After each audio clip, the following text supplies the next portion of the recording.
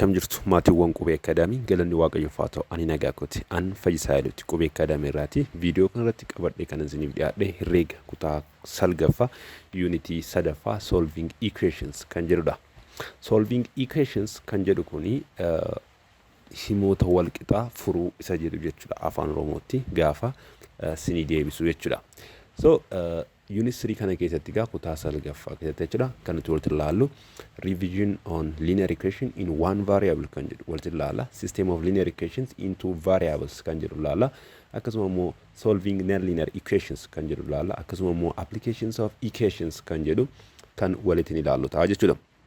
So video kana yookaan immoo unity kana gaafa barattanii xumurtan jechuudha keywordiiwwan kana beekuun isinirra jiraata. Keyword kan nuti jennu kun jechoota unity kana keessatti bu'aa qaban jechuudha. Qormaata irrattis jechoota kana ibsi yookaan immoo hiikni jecha kana maadhamna jedhe isin gaafata ta'uu hin taane jechoota isaan kana as keessatti wanti isin adda baastanii qabatan jechuudha. Main concept unity kana jechuudha.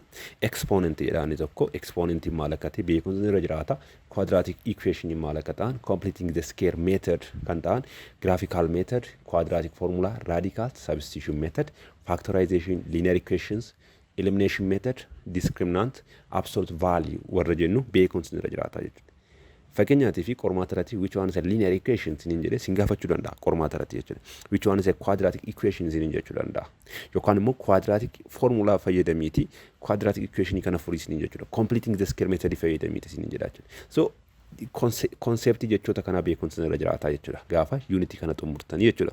Okay, may part 1 irratti haa kaanu iddoo kanatti equations are like a balance weighing machine or scale jedha. Equationiin madaala hangaatiin wal fakkeeffamuu danda'a. Fakkeenyaatiif madaala hangaa tokko iddoo kana jira jenneeti haa fudhannu. Let's say this is madaala hangaatii jennu. Madaala hangaa kanarraa wanta tokko asirraatiin yoon kaa'e jechuudha. Kuni 1 kiloogiraamii yoo ta'e fakkeenyaatiif then 1 kiloogiraamii karaa kana yoon kaa'e ammas dabalee jechuudha. Karaa lachuu karaa bitaa fi karaa mirgaasaa jechuudha. Then madaala hangaa suni madaala isaa eeggatee ta'a jechuudha. Garuu fakkeenyaatiif asirratti otoon kana 2 kiloogiraamii godhee jechuudha. 2 kiloogiraamii otoon godhee tokkoosaa tokkommoo 1 kiloogiraamii otoon godhee bifa kanaa wayii qabaataa jechuudha naasa. Kuni 2 kiloogiraamii yoo ta'e kun immoo 1 kiloogiraamii yoo ta'e jechuudha.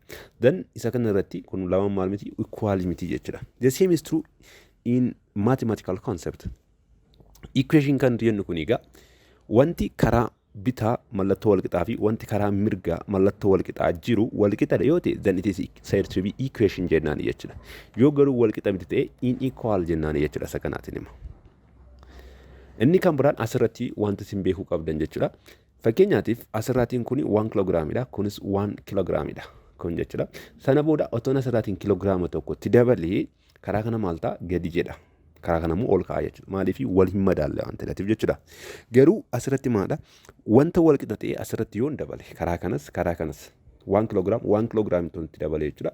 Madaalli hangaa kuni wanti isaan jijjiiramu jechuudha. Madaalli isaa ammas stable ta'ee dhuma ta'a jechuudha bifuma kanaati. Maaliif kallattii lachuudhaan iyyuu karaa bitaas karaa mirgaas qixatti daballe waan ta'eef. The same is true for equations. Asirratti maal jedha whatever is on one side of the equal sign must have exactly the same value on the other side jedha asirratti. Otherwise it becomes what? Inequality jennaan jechuudha. Inequality ta'a jechuudha. Yoo maal ta'u baate wanti karaa mirgaa jiru karaa bitaa hin jiru taanaani yookaan immoo wanti karaa mallattoo walqixaa karaa tokko jiru karaa biraa hin jiru taanaani then it is said to be an inequality jennaan jechuudha. Yoo garuu wanti karaa bitaaf karaa mirgaa jiru walqixa ta'e then it is said to be what? Equal jennaan jechuudha. Isa kana adda akkasitti qabatanii booda revision on linear equations in one variable kan jedhu moo walitti ilaallu. When an equation in one variable equation variable tokko qabu jechuudha has exponent equal to 1 exponentiin variable sana immoo tokko yoo ta'e jechuudha. Equation variable tokko qofa qabaate then variable sun immoo exponent isa tokko qofa yoo ta'e jechuudha. It is said to be linear equation in one variable jennaan jechuudha. Linear equation in one variable jechuun afaan Oromootti gaafa hiiknu himoota walqixaa sararaawwaa jijjiirama tokko jechuudha salphaadhumatti. Himoota walqixaa sararaawwaa jijjiirama tokkodha jechuudha. Foormii isaa immoo tokko keenya jechuudha. It is of the form ax plus b is equals to 0 dha asirratti jechuudha. Akkuma asirratti ilaaltan kana variable yookaan immoo jijjiirama tokko malee hin qabu x dha. where x is a variable and a and b are any real number coefficients and a is different from 0. Asirratti x qofa variable ta'e a fi b immoo any real number ta'an jechuudha coefficient dha jenne. Then a immoo different from 0 yoo ta'e then it is said to be what? It is a linear equation in one variable jennaan jechuudha. Bifa kanaatiin barreeffamee yeroo ta'e.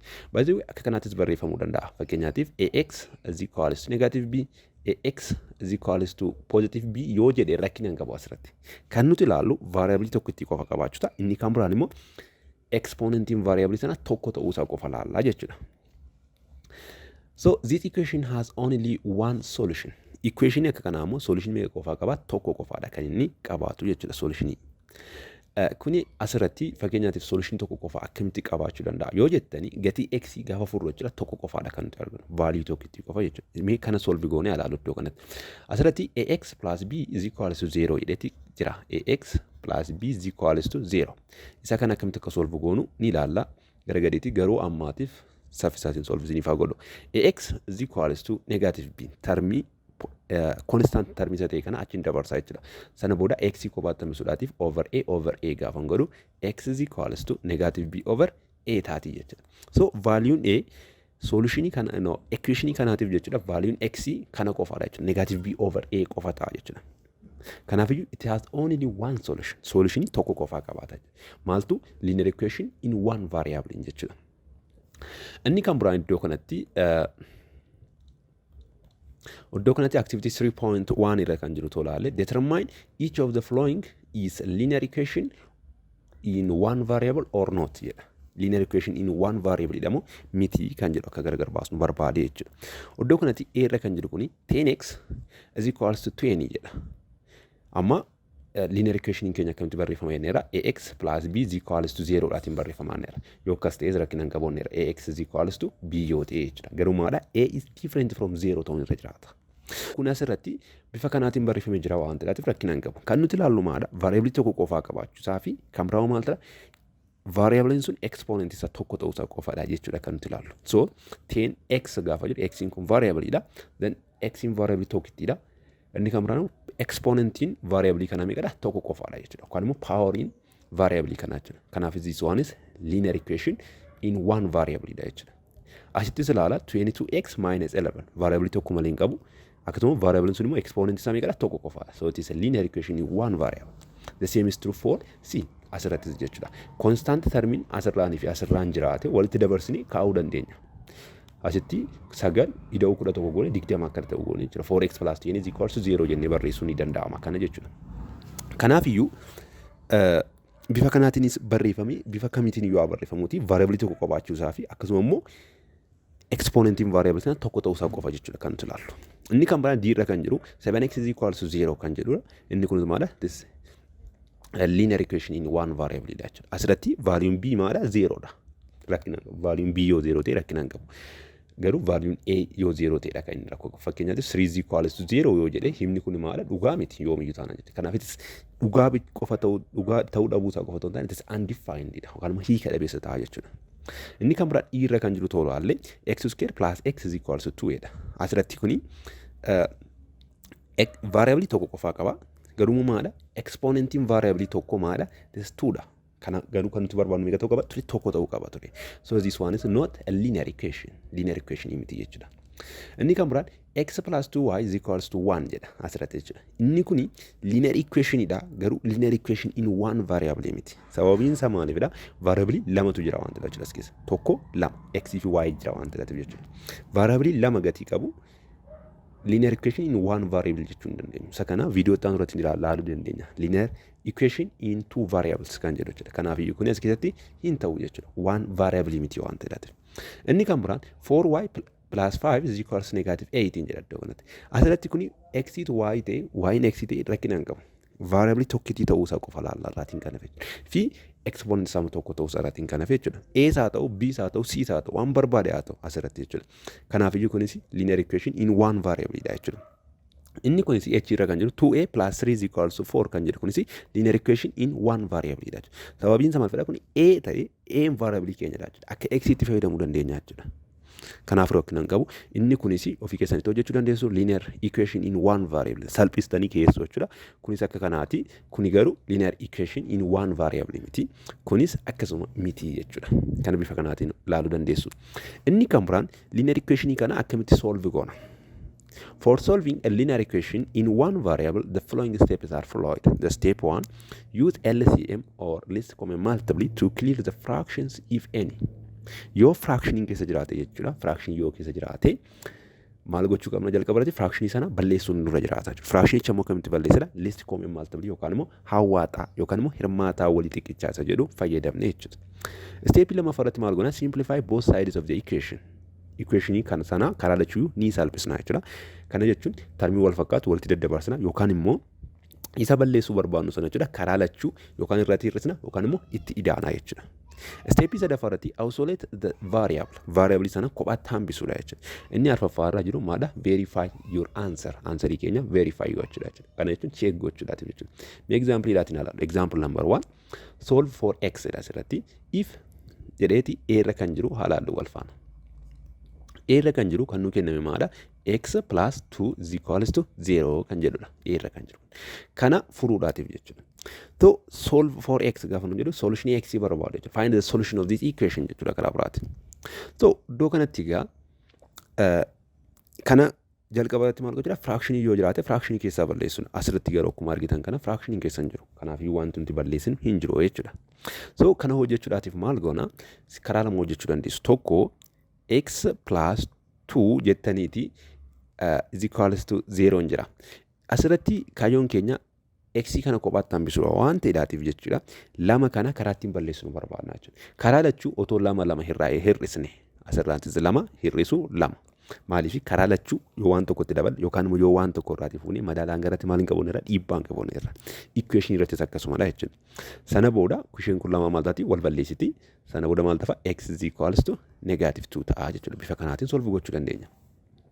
Yoo barbaadan immoo jechuudha iddoo kanatti maal gochuu dandeessu?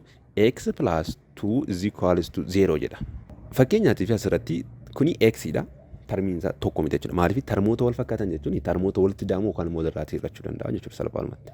Yookaan immoo lakkoofsa ta'e jijjiirama wal fakkaatu jechuudha. Asirratti garuu kun jijjiiramaadha kun immoo lakkoofsadha. Termii garaa garaati jechuudha. Kuni garuu maadha? Lakkoofsadha. Kanaaf iyyuu termii wal fakkaatu maal goona jechuudha? Walitti dabarsinaa jechuudha.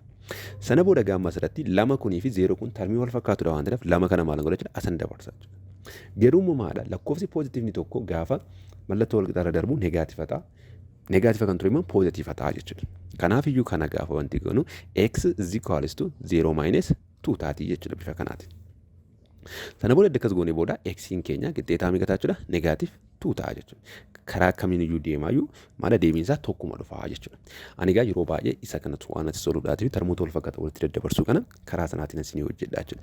Inni kan biraan check yookaan immoo verify gochuu dandeessu jechuudha. Ofii keessanitti. Kana asirratti maal gootu bakka x geessinee galchinaa jechuudha kana. X plus 2 is equals to 0 jedhameti. Gatii x keenya meeqa arganneerra? Negaativa 2 arganneerra. Bakka x kana maal galchina jechuudha? Amma negaativa 2 galchina jechuudha. Negative 2 plus 2 is equals to 0. Negative 2 plus 2 ni meeqa dhufa? 0 is equals to 0 taati jechuudha. Kanaaf iyyuu deebiin keenya sirriidha jechuudha. Meemma immoo biirra kan jiru kana immoo hojjennee ilaallu. Biirra kan jiru. Okay. Biirra kan jiru kana immoo hojjechuudhaaf 3x plus 4 is equals to 10 jedha. Amma egaa akkan jalqaba isinii kaasee termoota wal fakkaatu maal goona isin jedhe walitti dabarsinaa isin jedhe. Inni jalqabaa godhuu maala? Fraction yoo jiraate fraction keessatti balleessuna. So termii wal fakkaatu gaafa walitti dabarsinu asirraan 4 fi 10 kuni termoota wal fakkaatan lamaan iyyuu lakkoofsa waan ta'eef. Kanaaf iyyuu 4 kana acha dabarsu. 3x is equals to 10 minus meeqa jechuudha? 4 taati jechuudha. Sana booda 3x is equals to 6 taati jechuudha. Sana booda 3x keenya kophaatti hambisuudhaatiif meeqaatifanirra jechuudha? 3 tifanirra jechuudha bifa kanaati. Sana booda 3 kun 3 kana gaafa balleessu 6 divided by 3 immoo 2 taati jechuudha. X keenya qixxeetaa meeqa ta'a jechuudha? 2 ta'a jechuudha. Sana booda check gootanii immoo ilaaluu dandeessu jechuudha ofii keessaniiti. Qormaata irra nateessanii yoo saatiin siin gaate check otoo gootanii gaariidha. Inni kan biraan siirra kan jiru immoo ilaallu. Iddoo kanatti maal jedha? 5 over 4 x plus 1 over 2 is equals to 2x minus 1 over 2 dha. kan nuu kenname jechuudha. So asirratti kuni maali qaba? Fraakshinii of keessaatii qaba. Fraakshinii hedduu of keessaatii qabaate jalqaba irratti maal gochuudha? Fraakshinii isaa keessaatii balleessuudha. Fraakshinii isaa immoo akkamitti balleessinanne LCM yookaan immoo hawwaaxaa fayyadamnee jechuudha. So amma gaa asirratti maal goona? Hawwaaxaa gaafa barbaannu warra jala jiruutiif jechuudha. Yookaan immoo diinoomineetarii keenya hunda isaatiif maal barbaanna? LCM barbaanna. Ajalaallee tokkotu jira jechuudha. Kanaafiyyuu LCM'n 4 2 1 fi 2 meeqadha? 4dha. Kanaafiyyuu LCM keenya adda argannee booda LCM keenya sanaatiin equationii keenya guutummaa isaa baay'isnaa jechuudha. Kana jechuun 4 times 5 over 4x plus 1 over 2 is equals to asirraanis akkuma kanaa jechuudha. 2x minus 1 over 2 times 4 goonaa jechuudha iddoo kanatti. Sana booda erga bifa kanaatiin akka kanaatti nuti goone booda irra raabsinaa jechuudha. 4 times 5 over 4x jechuuni 4 kana balleessiti then 5x taate jechuudha. Plus 4 times 1 over 2 gaafa jennu immoo 2 taate jechuudha. Is equals to asis 4 jira 4 baay'isu 2 x jechuuni 8 x taati minus 1 over 2 times 4 iddoo kana 4 jira keessa beeknaan yaala 1 over 2 times 4 gaafa jennu immoo that is positive no negative 2 taati jechuudha. Then erga bifa kanaatiin kana argannee booda itti aansinee maal goona amma tarmoota wal fakkaatan walitti dabarsinaa jechuudha. Tarmoota wal fakkaatan asirraatiin 5x jira asirraatiin 8x jira isaan immoo asaa dabarsu. Then 5x minus 8x sababiin isaa maal fida tarmoota wal fakkaatanidha waan ta'eef walirraa hir'isu walitti daamu ni danda'ama waan ta'eef jechuudha. Is equals to negative 2 kun immoo tarmiin kun immoo achi dabarsinaa jechuudha. Minus 2 isheen kun akka jirtu jirti kun immoo positive kun innaa achi darbu negative ta'a jechuudha. 8 kun asitti positive innaa as darbu negative ta'a jechuudha. Then 5x minus 8x gaafa jennu that is negative 3 taati jechuudha. Negative 3x is equals to negative 2 minus 2 gaafa jennu that is negative 4 taati jechuudha. Then asirratti gaama kaayyoon keenya maal gochuudha? X keenya kophaatti hambisuudha. X kophaatti hambisuudhaaf maal gochuun qaba? Asirratti negative 3 daatiif hiruun qaba jechuudha. Then x is equals to meeqa ta'a jechuudha? Asirratti x is equals to positive 4 over 3 taati jechuudha. Maaliif negaatifni kun negaativa kana balleessa. Negaatifni 3 kun negaatif 3 kana balleessa jechuudha. Then x keenya meeqa ta'e jechuudha? 4 over 3 ta'e jechuudha. 4 over 3 ta'e jechuudha. Kanaaf booda ofii keessanii immoo keessa galchitanii check gochuu dandeessu jechuudha. Inni kan biraan qaama fakkeenyaaf kitaaba irratti maal jechuu danda'a? Gaafa check godhu left hand side check godhee akkasuma immoo right hand side check gochuu danda'a. Left hand side gaafa jedhu isa harka bitaa irratti barreeffame jechuudha equationii keenya isa kanaa jechuudha. Sana booda left hand side keenyaa fi right hand side keenya maal ta'uu qaba? Wal qixxaachuu qaba. Mee kana fakkeenyaatiif akka isaatti check siniif haa godhu. Bakka x maal gashina jechuudha kanama 4 over 3 gashina jechuudha. Left hand side keenya ilaallu 5 over 4 times x meeqa dhanneerra 4 over 3 dhanneerra plus 1 over 2 galchina jechuudha. Sana booda iddoo kanatti gaafa wanti goonu jechuudha. 5 over 4 times 4 over 3 gaafa jennu 4 kun 4 gaafa balleessu 5 over 3 tafti plus 1 over 2 taate jechuudha. Sana booda kana gaafa walitti daanu 3 fi 2 is common multiple in samekada that is 6 ida 6 divided by 3 2 times 5 that is 10 plus jaalamaatiif gaafa jiru 3 times 1 immoo 3 taate jechuudha. Is equals to 13 over 6 taate jechuudha isheen kun. Isa lammaffaarra jiru kan right hand side irra kan jiru immoo jechuudha bifuma kanaatiin hojjenna jechuudha. That is 2x minus 1 over 2 kan jedhu keessa jechuudha. 2 into yennetu gaama bakka x meeqa gachina jechuudha 4 over 3 gachina jechuudha. Sana booda minus 1 over 2. Sana booda iddoo kanatti 2 times 4 in 80 taati over 3 minus 1 over 2 taati jechuudha. Sana booda kunis hawaaxaan isaa meeqadha? 6 taati. 6 yeroo 3 lamadha. 2 baay'isu 8 that is 16 minus iddoo kanatti immoo 6 hiruu 2 meeqadha? 3dha. 3 baay'isu 1 3 taati jechuudha. Qixxeeta 13 over 6 taate jechuudha. Iddoo kanatti gaa maal ta'eera? Left hand side is equals to right hand side ta'eera jechuudha. Kanaaf it's verified ta'eera jechuudha. Check gochuudhaatiif jechuudha. Malee wanta addaa hin qabu. Akkuma isin iddoo kanatti check godhe kana callistanii gidduu isaanii galchitan jechuudha. Dhumarratti wal qixa argattu ta'e then sirriidha jechuudha. Deebiinsi hin fiddan sun jechuudha. Kana bifa kanaatiin ilaaluu dandeessu. Inni kan biraan gaaffii lakkoofsa lammaffaarra kan jiru otoo ilaallee maal jedha?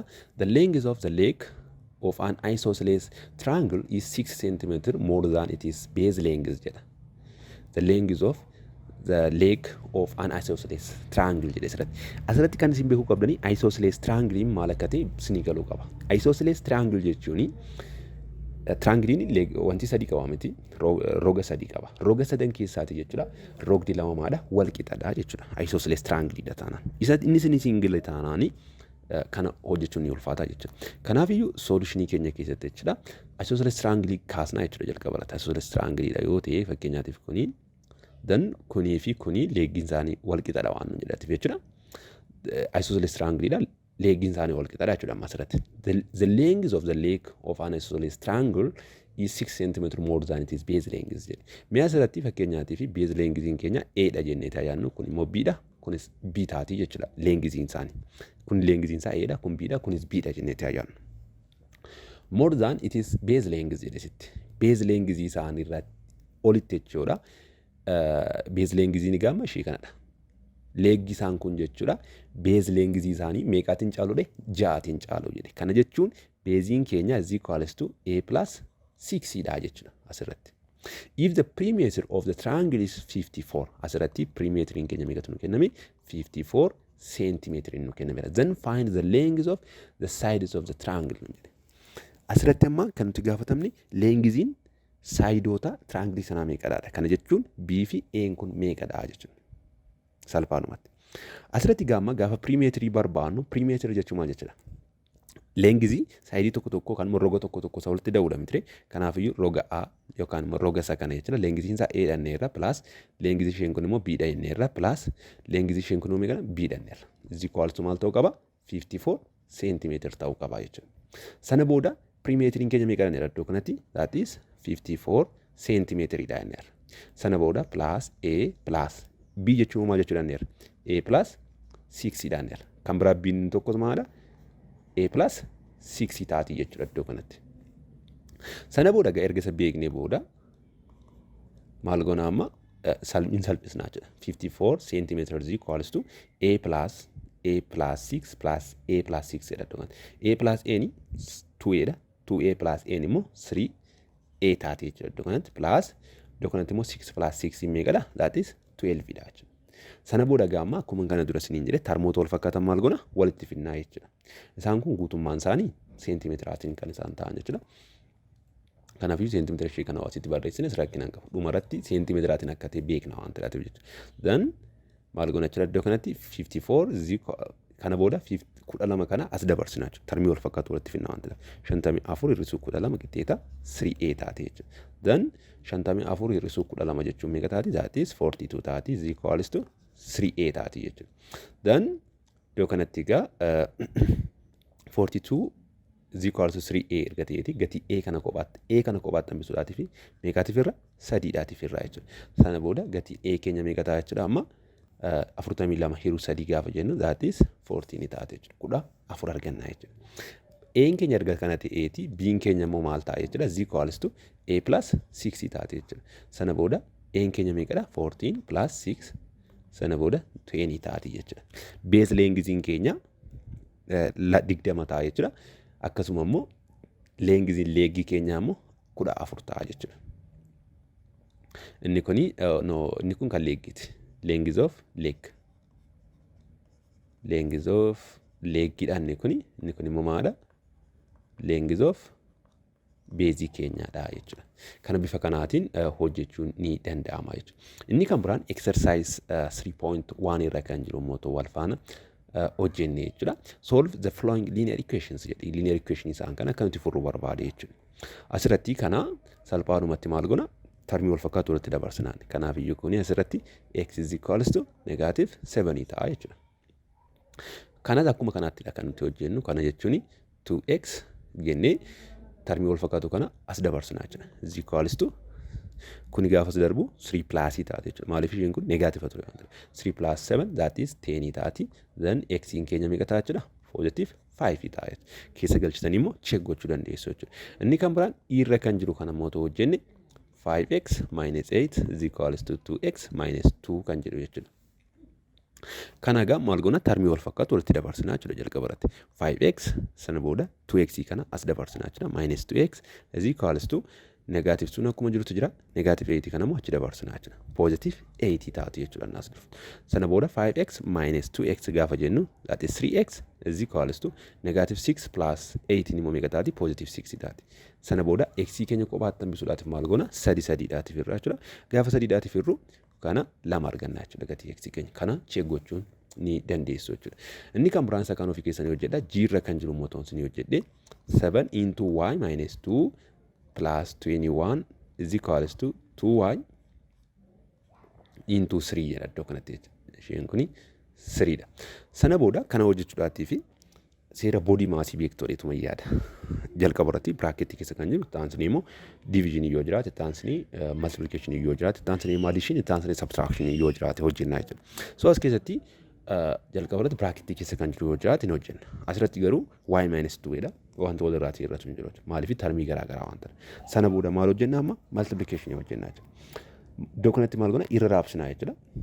7 times y that is 7y minus 7 times 2 immoo 14 taati plus 21 is equals to 2y times 3 gaafa goonu 6y taati jechuudha iddoo kanatti. Amma erga akkasitti goone booda ni salphifnaa jechuudha karaa bitaa karaa mirgaa kan jiru. Then 7y negative 14 plus 21 gaafa goonu meeqa ta'a? Positive 7 taati is equals to 6y. Sana booda maal goona amma termii wal fakkaatu walitti dabarsinaa jechuudha.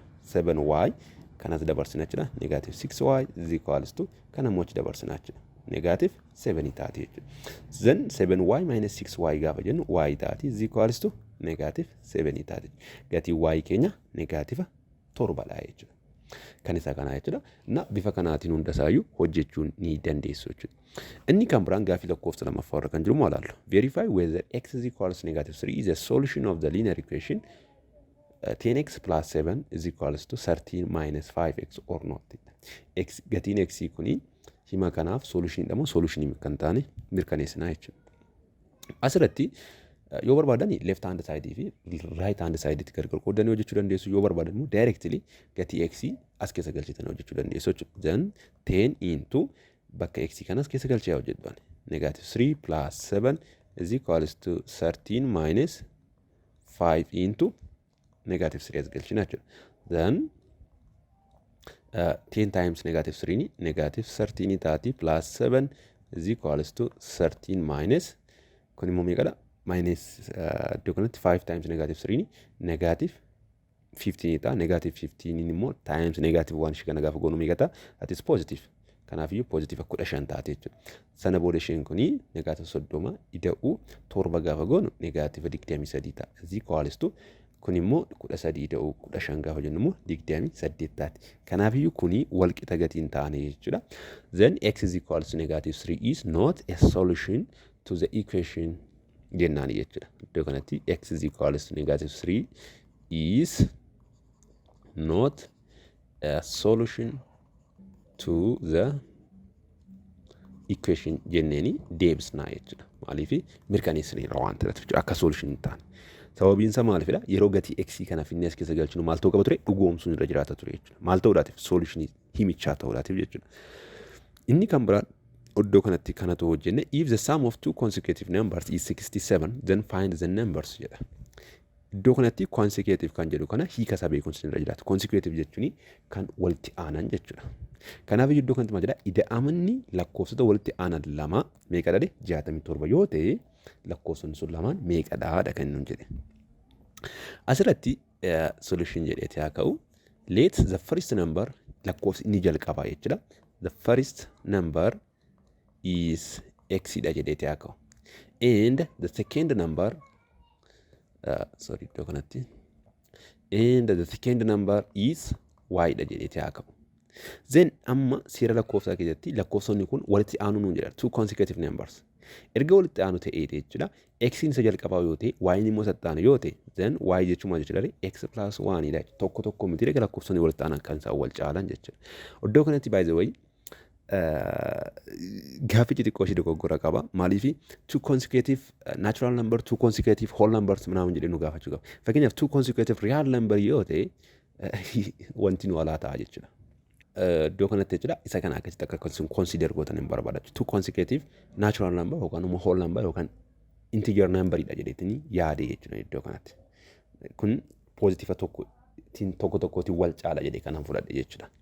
So erga kana akka kanatti barreeffannee booda jechuudha. Then saamishiniin isaanii maal nuu kennada? 67 nuu kennaadha. Kana jechuun x plus y ni qixxeetaa meeqadha?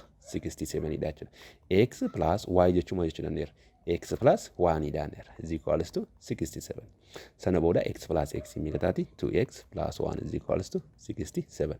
Sana booda termii wal fakkaatu na irratti dabarsinu 2x is equals to 67 minus 1 taate. Then 2x is equals to 66 taate. X keenya qobaatama sodaatiif meeqaatiif irra? Lamaatiif irra. X is equals to 33 taate. Lakkoofsni jalqabaa meeqadha jechuudha? 33 yennaa ta'u lakkoofsni lammaffaa maal ta'a jechuudha? Y is equals to x plus 1 dha. X keenya 33 plus 1 is equals to 34 ta'a jechuudha. Laalaa gamma 34 na walitti daanu meeqa nuu kenna? 67 nuu kenna jechuudha. Kanaafiyyuu lakkoofsonni walitti aanan lama ida'amni isaanii 67 kan nuu kennu, inni xiqqaan 33 dha, inni guddaan immoo 34 dha jechuudha. Then the first number is 33 and the second number is 34 jettanii deebisuu dandeessu jechuudha.